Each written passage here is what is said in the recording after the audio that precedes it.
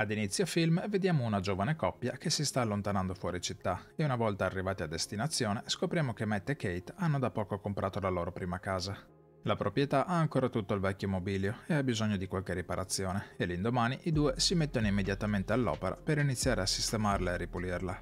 Mentre Kate riorganizza la cucina, Matt è al piano superiore che sta liberando le camere, sbarazzandosi di mobili e cianfrusaglie varie. Dopo aver spostato una vecchia libreria, vediamo che qualcosa dietro la carta da parati attira la sua attenzione. Una volta rimossa la tappezzeria, trova una porta con una serratura dalla forma particolare e tra le cose che stava buttando via poco prima si ricorda di un oggetto simile ad una chiave. Dopo aver verificato che quella chiave apre effettivamente la porta, chiama subito Kate per farle vedere quanto scoperto. Non appena la aprono, però, sono confusi nel trovare una stanza completamente vuota. Nello stesso momento, le luci del corridoio iniziano a tremolare e Matt chiama la compagnia elettrica per far verificare il problema. L'indomani il tecnico arriva per ispezionarne la causa e quando scendono nel seminterrato trovano un'incredibile quantità di vecchi cavi tutti intrecciati tra di loro. Matt gli chiede se possa fare qualcosa, ma l'uomo gli risponde di non aver mai visto nulla del genere e non saprebbe neanche da dove cominciare. Prima di andarsene gli rivela che i vecchi proprietari furono uccisi all'interno della casa ed è sorpreso che prima di comprarla nessuno li abbia avvisati. Matt fa subito una ricerca e scopre che la coppia assassinata erano Paul e Madeleine Schaffer. A quanto pare non sono mai riusciti a risalire alla vera identità dell'assassino, a cui è stato semplicemente dato il nome di John Doe. Quando più tardi si prende una pausa, va a sedersi nella nuova stanza e non appena finisce la bottiglia che stava bevendo afferma che ne vorrebbe un'altra. All'improvviso la luce della lampada dà un tremolio e con sua sorpresa un'altra bottiglia identica compare lì vicino a lui. Quando più tardi Kate si sveglia, nota il tremolio delle luci e va a cercare il marito al piano di sopra. Non appena lo trova, Matt le mostra un quadro di Van Gogh autentico e le spiega che quella stanza può esaudire qualsiasi desiderio. Inizialmente Kate pensa che il marito abbia fumato, ma Matt le dice di provare e di chiedere qualsiasi cosa le venga in mente. Kate desidera $1000 e dopo un breve tremolio delle luci, Matt inizia a rovistare in giro per la stanza. Poco dopo trova una quantità di banconote pari alla cifra richiesta dalla moglie. Ancora scettica, Kate prova a chiedere $1 milione e nel giro di pochi istanti i soldi richiesti appaiono lì di fronte ai loro piedi. Nelle ore successive la coppia inizia a richiedere qualsiasi genere di cosa a cui riescano a pensare, con una leggera preferenza per soldi e ancora un altro po' di soldi. La loro felicità è incontenibile e nel giro di poco tempo si circondano di cose che fino a poco prima potevano solo sognare. Nei giorni seguenti si divertono come non si erano mai divertiti in vita loro e passano la maggior parte del tempo a far festa ed esprimere desideri. Tuttavia il divertimento non dura molto. Una mattina Kate si sveglia in uno stato depressivo. A quanto pare la felicità per tutte quelle cose materiali non riesce a colmare un grande vuoto dentro di lei. Scopriamo infatti che Kate in passato ha abortito già 2 volte. Più tardi quella sera si dirige da sola nella stanza segreta e attraverso il tremolio delle luci capiamo che sta esprimendo un desiderio. Quando Matt scopre che la moglie ha desiderato un figlio, si arrabbia con lei per non averne prima discusso insieme a lui. Kate gli spiega che ha voluto prendere una scorciatoia in modo da evitare il rischio di un altro aborto e il dolore del parto. Matt però è completamente contrario alla cosa e la costringe a riportare il neonato nella stanza per farlo scomparire. Kate non ha la forza di farlo e lo mette in braccio al marito affinché lo faccia lui. Anche Matt però alla fine non trova il coraggio. Più tardi Matt fa ulteriori ricerche sull'incidente avvenuto anni prima in quella casa. Scopre che l'assassino è ancora vivo e si trova in un istituto psichiatrico. In un articolo è riportato che l'uomo aveva dichiarato che era stata la stanza a fargli compiere quel gesto. Poco tempo dopo Matt decide di andare a fargli visita per chiedergli informazioni riguardo quella stanza. Al suo arrivo, un infermiere lo avvisa che, fatta eccezione per qualche giornalista, è da 45 anni che l'uomo non riceve alcuna visita. Quando finalmente si trova faccia a faccia con lui, John gli chiede se si stia divertendo. Poco dopo, facendosi improvvisamente serio, lo esorta ad abbandonare la casa e gli consiglia di farlo il più in fretta possibile prima che sia troppo tardi. John non gli spiega il motivo, ma si limita ad avvertirlo, dicendogli che l'unica cosa più pericolosa di una persona che non può ottenere qualcosa è una persona che può avere qualsiasi cosa. Tornando a casa, si ferma ad una stazione di servizio per fare benzina, ma con sua sorpresa le banconote diventano polvere. Matt ha un brutto presentimento e quando più tardi lo vediamo gettare dei soldi dalla finestra e portare fuori il quadro di Van Gogh, capisce l'inghippo. Qualsiasi cosa esca all'esterno della casa, dopo un po' si trasforma in polvere. Preso dalla rabbia, inizia a rompere le pareti della stanza per cercare di capire qualcosa sul suo funzionamento, ma dietro i muri non trova altro che centinaia di cavi. Rimuovendo altra tappezzeria, scopre che qualcuno in passato aveva provato a tracciare una mappa di tutti quei cavi. Nel frattempo, Kate sta portando fuori Shane e Matt prova inutilmente a fermarla dicendole che uscire è pericoloso, senza però dirle il vero motivo. Non appena escono fuori, il neonato comincia a piangere e nel giro di pochi secondi inizia ad invecchiare rapidamente.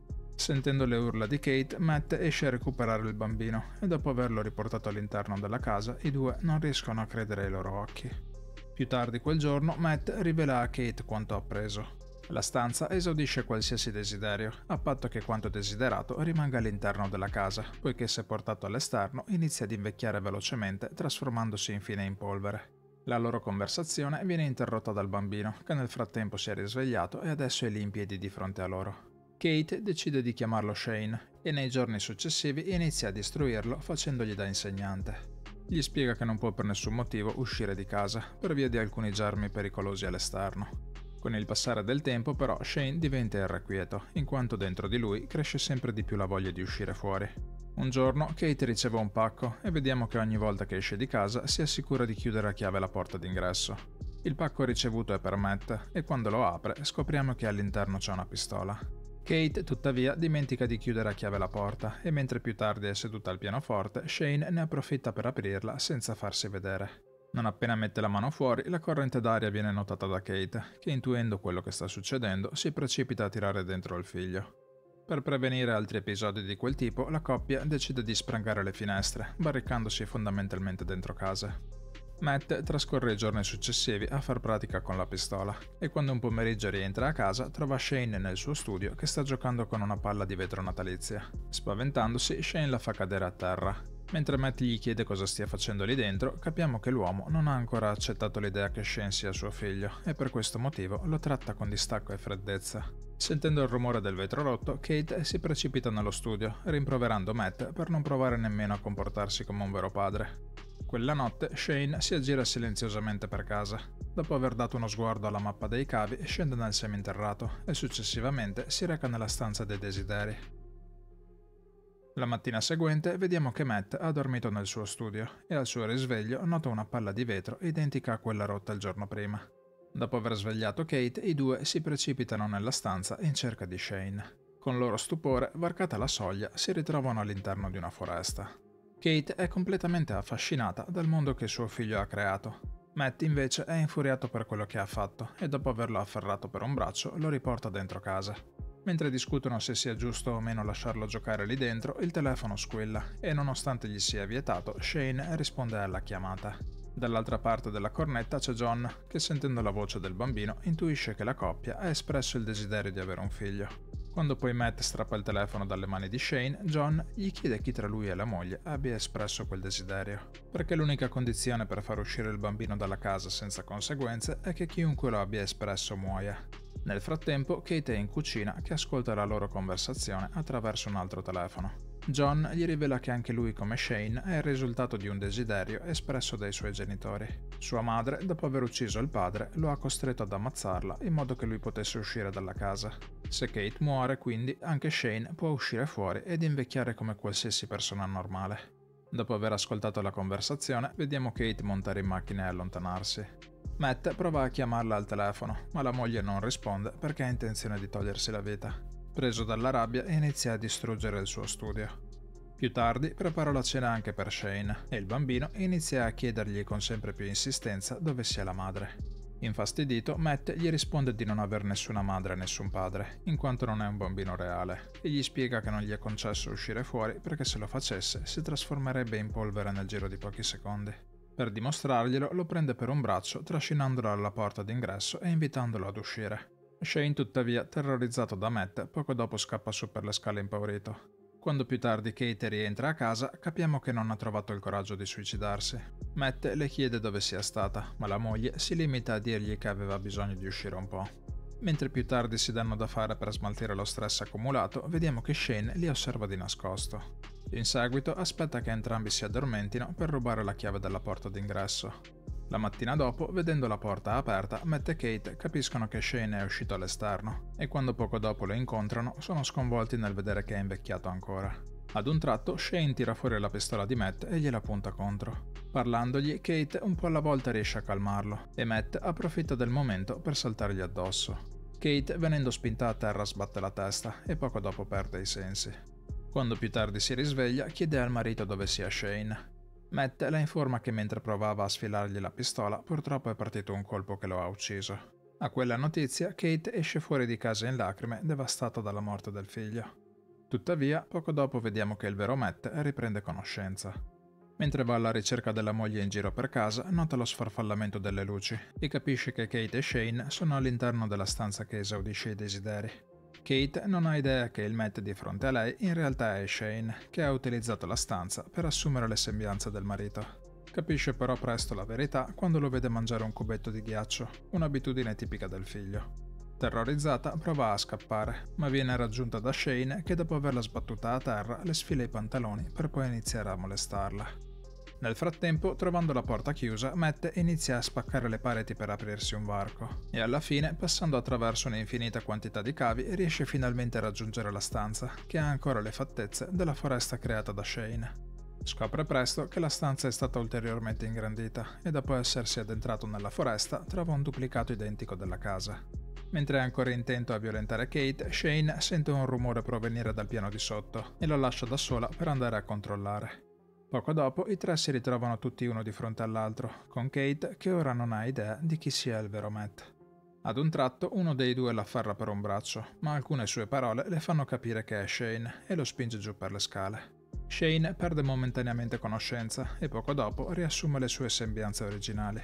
Nel frattempo Matt e Kate provano a scappare dalla stanza, ma Shane impedisce loro di fuggire continuando ad esprimere il desiderio che rimangano intrappolati lì dentro. Nonostante i numerosi tentativi, la coppia finisce per ritrovarsi sempre nello stesso punto. Matt all'improvviso dice di avere un'idea. Poco dopo, Shane trova i genitori davanti alla porta d'ingresso e si scaglia contro Matt, pugnalandolo a morte. Tuttavia, mentre prova a rincuorare la madre, nota che all'esterno della casa ci sono altri due Matt e Kate che si stanno allontanando, e si rende conto che quelli all'interno della casa non erano altro che due cloni. Matt e Kate raggiungono velocemente l'uscita della stanza e si dirigono subito alla porta d'ingresso della casa per uscire all'esterno. Shane nel frattempo li raggiunge e si scaglia ancora una volta contro Matt che aprendo la porta lo trascina all'esterno insieme a lui. Rendendosi conto che ai secondi contati, Shane prova a tornare velocemente in casa, ma Kate richiude la porta prima che possa entrare. In un ultimo disperato tentativo prega la madre di aprire, ma Kate non cede e attraverso il vetro lo osserva invecchiare rapidamente. Poco dopo lo vediamo accasciarsi a terra e il suo corpo, nel giro di pochi secondi, deteriora sempre di più fino a diventare polvere. Nonostante tutto, Kate è devastata dalla morte di Shane, che a differenza di Matt lo ha considerato come un figlio fino alla fine. A distanza di un mese, vediamo che la coppia ha preso una camera in un motel. Mentre è seduta sul letto, Kate sembra essere profondamente turbata da qualcosa. In mano ha un test di gravidanza positivo e capiamo che è terrorizzata dal fatto di non essere sicura a chi appartenga, se a Matt o a Shane. Vediamo poi che la lampada nella stanza inizia a sfarfallare, lasciando spazio alla possibilità che in realtà siano ancora all'interno della casa.